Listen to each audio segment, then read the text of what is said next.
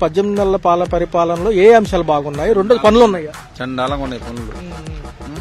Super ఇస్తారంటే ఏం పెట్టారని చెప్పండి, వెంటనే బాధపడతారు. కానీ ఉన్నోడితో రాజ్యం, లేనోడికి ఏమీ లేదు. ఇప్పుడు జగనన్న కాలనీలు ఇచ్చాడు, ఆయన వచ్చాడు, వాటిని కొంచెం అభివృద్ధి చేయాలి కదా, అభివృద్ధి పట్టించుకోవట్లేదు.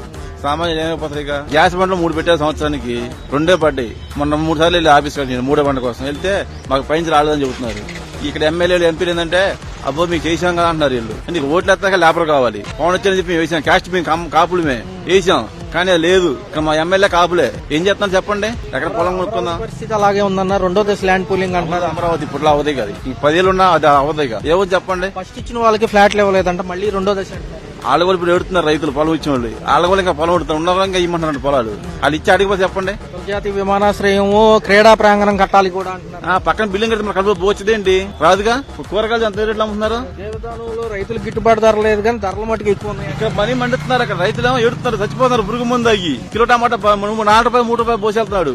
ఇల్లు కిలో టమాటా ఇక్కడ 50 రూపాయలు అమ్ముతున్నాడు. దీనికి ఎవరు పట్టించుకోవట్లేదు మరి? అక్కడికి అంబులెన్స్ కూడా ముందు ఎన్ని ఉన్నాయి జగన్ ఉన్నప్పుడు, ఎన్ని ఉన్నాయి చూడండి. 100కి 10 కూడా కనబడతారు రోడ్డు మీద. ఇప్పుడు చెప్పండి, భాగస్వామ్యంగా 15 ఏళ్ళు ఉంటాము, మీరు వేరే వాళ్ళు రానివ్వని వాళ్ళే. రేపు ఎలక్షన్ లో తెలిసిపోద్దిగా. 15 అన్నది 30 అన్నది జనాల్లో మార్పు వచ్చింది. ఇప్పటికే వాళ్ళకు కూడా డౌట్ వచ్చింది. వాళ్ళు ముగ్గురు కలిసి పోటీ చేస్తే జనం వెళ్తే ఊళ్ళో జనం రావట్లేదు వాళ్ళకి. మరి ఈయన ఒక్కటి వెళ్తేనే మరి జనం కుప్పలు చేస్తున్నారు. అదే డబ్బులు పిలుచుకుంటున్నాడు అన్నాడు. నీకు డబ్బులు తిని వెళ్తున్నావా? అభిమానంతో వెళ్తున్నారు వాళ్ళు. అది తప్పు అనకూడదు.